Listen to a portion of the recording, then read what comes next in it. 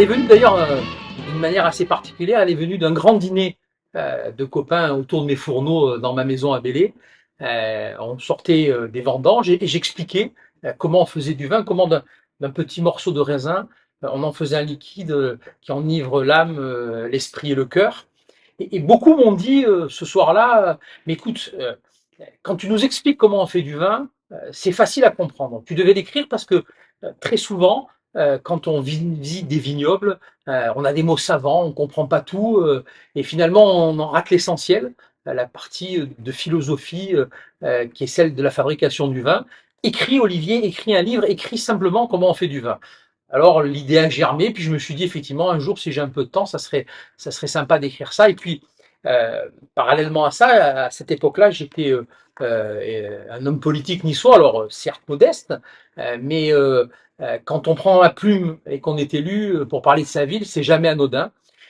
Et au moment de la mondialisation, de l'uniformisation des goûts, parler de ce petit vignoble si particulier qui a une histoire extraordinaire, planté par les Romains avec euh, des vignes sur les hauteurs de la ville, avec des cépages autochtones qui n'existent que chez nous, eh bien, j'ai trouvé que c'était rendre hommage à une des plus belles choses, à mon sens, qu'a cette si belle ville, c'est celle de son vignoble. Et puis j'ai voulu aussi, et ça me paraissait très important, rendre hommage à toute une série de vignerons, à leurs parents, puisque c'est souvent des vignes qui se lèguent de famille en famille, qui pendant des décennies ont lutté contre la folie immobilière de la Côte d'Azur. Eh bien, c'est un tout que j'ai voulu écrire. Puis, quand même, euh, quelle chance on a quand on est dans ces vignobles, qui, pour le plus près, à sa dernière vigne, à quasiment 5 km du Negresco, que de pouvoir se servir un verre de grand blanc, de grand rouge ou de grand rosé en regardant le soleil se coucher sur la Méditerranée, les toits rouges de la ville de Nice et puis notre baie des Anges au large. Je crois que le paradis doit comporter au minimum trois choses, la Méditerranée, les oliviers et les vignes. Dans le vignoble de Belley, vous avez des oliviers et vous voyez la Méditerranée. Donc j'ai voulu humblement écrire avec passion quelques lignes sur ce que je considère être un des plus beaux endroits du monde, notre belle ville de Nice.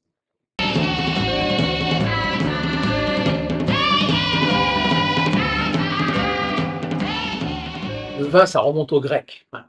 Mais le Bélé, ça remonte en réalité à l'arrivée des Romains, qui, lorsqu'ils ont envahi la Gaule, sont passés en fait par la route de Bélé, hein, via Augusta, qui existe toujours hein, d'ailleurs. Et les garnisons romaines ont planté. C'est quand les Romains envahissaient sur la voie romaine, ils amenaient tout ce qui était Rome. Dans ce qui était Rome, on l'oublie souvent, mais il y avait le vin. D'ailleurs, euh, on a fait des études sur nos vignes et euh, on s'est aperçu que c'était en amont très probablement des Vermentino italiens qui avaient été amenés par les divisions romaines, replantés ici avec euh, notamment l'hiver un temps différent et puis une terre différente. Et d'ailleurs, quand j'ai fait mes recherches, je me suis aperçu que la division romaine qui était à Nice avait ensuite été amenée en Corse. Et je suis allé voir des vignerons du sud de la Corse et on s'est aperçu que les monocépages, les vins de fer monocépages ressemblaient étrangement aux nôtres. Donc très probablement que l'histoire militaire romaine a participé à la fabrication et des vins corses et du vignoble de Belley qui, je le disais, est en tous les cas le plus vieux vignoble de France, non pas dans la fabrication du vin, mais dans les vignobles comme on les connaît aujourd'hui, plantés, organisés, puisque c'est quand les Romains ont envahi la Gaule que ça s'est passé comme ça. Puis est arrivée la période du Moyen Âge, où là le vin est reparti, puisqu'à cette époque-là, il servait souvent de monnaie d'échange, notamment entre les abbayes, il servait à ce que les moines développent leurs abbayes, et ce fut le cas chez nous pour l'abbaye de Saint-Pons, très vieille abbaye niçoise que tout le monde connaît. Au cours des siècles, le vignoble s'est parfois développé, s'est parfois restreint dans la taille, mais a toujours été présent. Il y a une anecdote que je trouve formidable. En 1642, peut-être que le vin de Belley a changé le cours de l'histoire du comté de Nice. Le cardinal Maurice de Savoie, à cette époque-là, avait installé une garnison de mercenaires espagnols au château de Nice. Les Espagnols ne partaient plus, on ne savait plus quoi en faire, et on leur a offert à l'époque 12 roues de fromage et 12 bouchardes remplies de vin de Belley. Et une fois rassasiés et peut-être légèrement alcoolisés, l'histoire ne le dira jamais. Ils ont repris la mer et ils sont partis. Et on retrouve comme ça, quand on étudie l'histoire de Nice, à un moment toujours, un lien avec le vignoble de Belley, notamment dans les années 20, lorsque une riche américaine, Irene Bretz, qui était par ailleurs à l'époque la propriétaire de l'hôtel Negresco, rachète un grand marchand d'huile d'olive, ce qui est actuellement le château de Créma. Elle transforme la bâtisse et puis elle fait ce qu'on fait souvent aux États-Unis à cette époque-là. Elle y fait des grandes fêtes et elle invite euh, des artistes, ce que ne faisaient pas les familles nobles qui prenaient leur quartier d'hiver sur la Côte d'Azur. Et donc naît dans ce château de Créma tout un tas de fêtes. Et la légende dit que une jeune femme venue passer quelques jours là, allait à Grasse tous les matins, faisait fabriquer des parfums. Et qu'un jour, son travail fini, elle redescendit et proposa à toutes les dames présentes de sentir les différents parfums qu'elle avait fabriqués. Et toutes sont tombées d'accord sur l'odeur formidable et enivrante d'un seul parfum qui portait le numéro 5. Euh, L'histoire dit que c'est Coco Chanel. D'ailleurs, si vous visitez le château de Créma, vous verrez et vous retrouverez les deux C inversés qui aujourd'hui sont le logo de Chanel, mais ces deux C-là, en tous les cas, sont plus anciens que la création de la marque. Donc, on est peut-être dans une histoire vraie, peut-être pas, mais la Côte d'Azur, c'est aussi ça, le fantasme de grandes histoires. Voilà, c'est assez rigolo de voir combien ce petit vignoble, que peu de gens connaissent en réalité, a participé à façonner l'histoire de notre ville tout au long des siècles. On dit même que quand Lafayette a embarqué pour aller aider les Américains dans la bataille contre les Anglais, il avait amené avec lui le vin qu'il trouvait sur place, et ce fut, dit-on, le vin de Belley. Mais vrai ou pas, peu importe. Tout ça participe aussi à l'histoire complètement invraisemblable de la Côte d'Azur. Et je le dis, mais c'est une belle histoire. Voilà. Chaque fois qu'il y a eu des grands moments, bah, euh, il y a eu une partie du vin de Belley.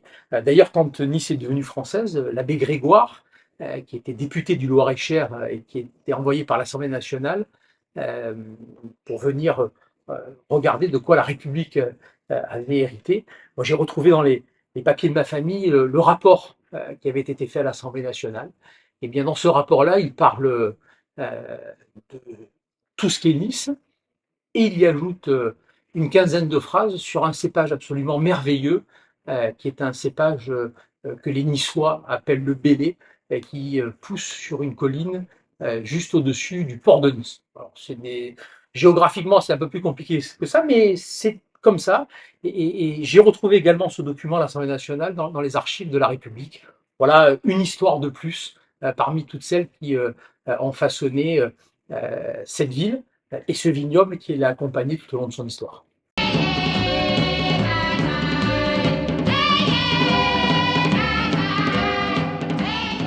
Très humblement, je ne reprends pas la tradition. D'abord, les hommes du Sud font la cuisine. Ils l'ont appris de leur mère, c'est la première des choses. Et c'est vrai que moi, j'ai souhaité associer deux plaisirs de la vie, quand même, qui sont le vin et la cuisine.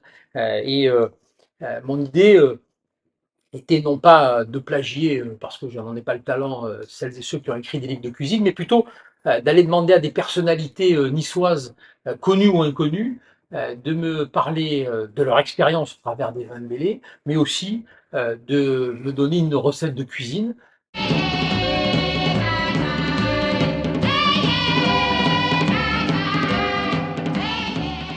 D'abord, personnalité niçoise, qu'est-ce que ça veut dire? Moi, je considère que cette ville a une spécificité formidable, c'est qu'elle donne des racines à tout le monde, y compris à ceux qui n'en ont pas. Et pour moi, une personnalité, c'est quelqu'un, pas forcément de connu, mais c'est quelqu'un qui a voilà, de l'huile d'olive, du vin de Bélé et de l'eau de Méditerranée qui coule dans ses veines. Et c'est comme ça que j'ai eu le bonheur d'avoir des anecdotes de sa chasse au snow avec sa dope de poulpe, de Ben avec ses spaghettis à l'ail, ou alors de gens moins connus, président du comité de quartier de Bélé, qui nous explique comment on fait les raviolis, d'une dame euh, âgée qui n'est plus là malheureusement aujourd'hui, que j'ai bien connue, qui raconte comment elle fabrique sa formidable pâte pour faire les beignets de fleurs de courgettes, mais aussi des Niçois expatriés qui sont nos ambassadeurs. Je pense à Georges Marbenamou qui parle de la pissaladière, ou à Christophe Kulikowski, le président des journalistes niçois de Paris, pour les olives en bocaux. Il y a comme ça aussi des chefs d'entreprise qui portent l'économie locale, et tous ont une anecdote autour de la cuisine et ont une anecdote avec ce vin de Bélé. C'est ce que je leur ai demandé de raconter dans ce livre. Je le disais tout à l'heure, les hommes de Méditerranée font souvent la cuisine, mais finalement, le bon vin et la cuisine, est-ce que c'est pas ce qui participe au bonheur de la vie? En tous les cas, moi, j'en suis intimement persuadé.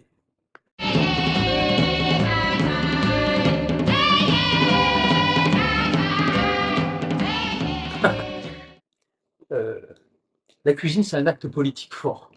Acheter des poissons sortis de la Méditerranée, acheter des légumes cultivés sur nos collines ou aux alentours. Euh, je ne vais pas donner de conseils culinaires parce que vous savez, je considère que le meilleur vin du monde, c'est celui qu'on aime, et la meilleure cuisine, c'est celle qu'on aime. Mais je vais vous demander un immense service, où que vous soyez dans le monde. Si vous rentrez dans un restaurant et que au plat à la carte, vous voyez une salade niçoise dans laquelle il y a de la mayonnaise, dans lequel il y a des haricots verts, ou dans lequel il y a des pommes de terre, faites-moi un immense plaisir. Levez-vous et sortez.